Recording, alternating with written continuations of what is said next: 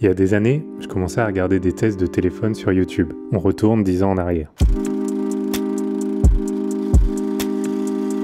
À cette époque, personne, ou c'était peut-être que moi, on se disait pas que c'était possible de vivre de YouTube. J'ai grandi avec le fait que youtubeurs, influenceurs, créateurs de contenu, comme vous voulez, ça n'existait pas. Et je pense que pas mal de gens qui regardent cette chaîne, c'était le cas aussi. Mais au fur et à mesure, on se retrouve 5 ans plus tard, et ouais, j'envie pas mal les gens qui arrivent à vivre de ça. Vivre en faisant des vidéos.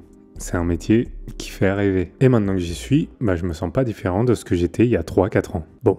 Je m'explique parce que je vis pas du tout de cette chaîne. Je vais faire un tout petit aparté pour expliquer à ceux qui ne savent pas comment les créateurs de contenu, youtubeurs, influenceurs, gagnent leur vie. Parce que je pense que pour la plupart d'entre vous, c'est assez nébuleux. La première manière, c'est ce que connaissent les gens. Les vues. Plus on a de vues, plus on gagne d'argent. Bon, c'est un peu plus compliqué que ça, mais schématiquement, si on veut simplifier, c'est ça. Plus on a de vues, plus on a d'argent. Mais d'une part, il faut déjà un maximum de vues pour avoir de l'argent. Et ce que, en général, les gens ne savent pas non plus, c'est que pour pouvoir accéder à la monétisation, pour que YouTube me donne de l'argent, il faut au moins 1000 abonnés et 4000 heures de vues. Sur cette chaîne, on a un peu plus de 1200, mais mon nombre d'heures de vues n'est qu'à 2600. Du coup, je gagne rien du tout de ce côté-là avec YouTube. Et comme je le disais, de toute façon, il faut vraiment un gros nombre de vues pour avoir ne serait-ce qu'un revenu assez décent. L'autre moyen, c'est d'avoir des partenaires qui travaillent sur la vidéo. Vous avez sûrement déjà vu cet encart, cette vidéo est sponsorisée par... Et là encore, si vous en avez jamais vu sur cette chaîne, c'est parce que ma chaîne est beaucoup trop petite pour attirer des marques. Du coup, vous l'aurez compris, je ne tire même pas 1 euro de cette chaîne. Mais je vis quand même de YouTube, de plus vulgairement la YouTube monnaie, en travaillant pour d'autres créateurs. Et je l'ai déjà évoqué plusieurs fois, ne serait-ce que dans cette vidéo, que je vous mets en fiche là. N'hésitez pas à aller la voir. Comme je le disais en intro, vivre de YouTube, ça a toujours été un de mes rêves. Et ça, depuis plusieurs années déjà. Mais pour être honnête, à l'époque, je pensais que travailler sur YouTube, comme ce que je fais là, ça allait être vraiment la vie de rêve. Qu'une fois à ce stade, tout serait réglé, je serais enfin heureux. Souvent, quand on se fixe un objectif, que ce soit un objectif de carrière, j'ai envie de quitter mon travail, j'ai envie d'avoir cette promotion, on se dit que cet objectif va tout régler. Régler toutes nos incertitudes intérieures. Que si aujourd'hui on n'est pas épanoui, c'est ce truc extérieur qui va nous rendre plus heureux. Or, quand on arrive à ce dit objectif, si on y arrive, généralement, après une courte période d'euphorie, on vise directement le prochain objectif. Parce que s'il est vrai que quand on atteint nos objectifs, sur l'instant on est hyper heureux, atteindre 1000 abonnés sur YouTube ou Insta a été quelque chose de hyper fou.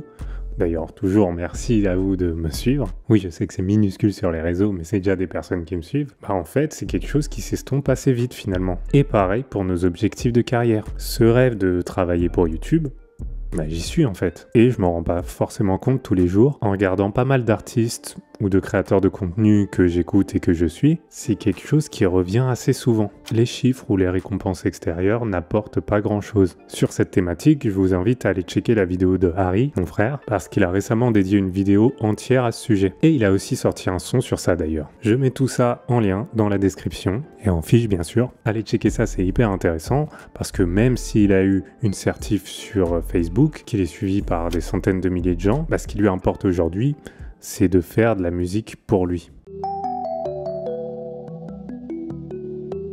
Mais du coup alors, faut-il avoir des objectifs? Qu'est-ce qui va nous pousser à faire des choses? Déjà, je sais pas s'il faut un objectif à tout prix. Je sais pas si tout le monde aspire à quelque chose. Je sais en revanche que moi, j'ai ce besoin d'avoir un objectif. Quelque chose sur lequel travailler. Sinon, j'ai vraiment l'impression de errer en fait. J'aimerais qu'on en débatte dans les commentaires, mais je pense qu'il est nécessaire de se concentrer et de baser notre bien-être sur des choses intrinsèques, comme le fait vraiment d'aimer ce qu'on fait, par exemple pour mon frère c'est faire de la musique qu'il aime, que sur des motivations extrinsèques, comme une situation, un travail, un objet, etc.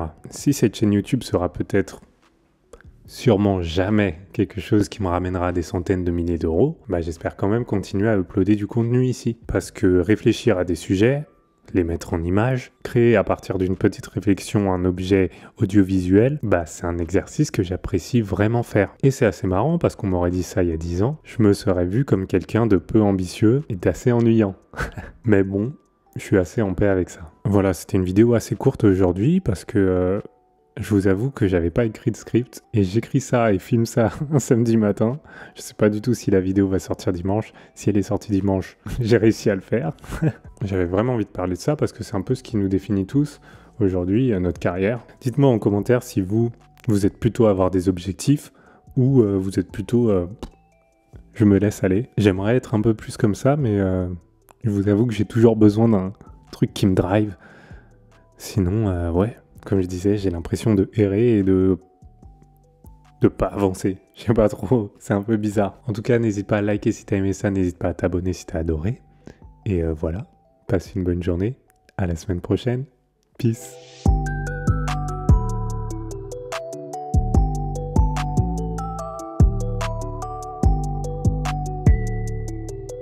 Petite anecdote, j'ai mon nouveau Mac qui est là-bas et je peux pas travailler avec parce que j'ai pas internet et je peux pas télécharger mon logiciel Final Cut Pro pour pouvoir éditer dessus. Du coup, j'ai un peu le seum. Mais je pense que la semaine prochaine, ouais, ça sera bon. Je pourrai travailler dessus. J'espère. Allez, peace.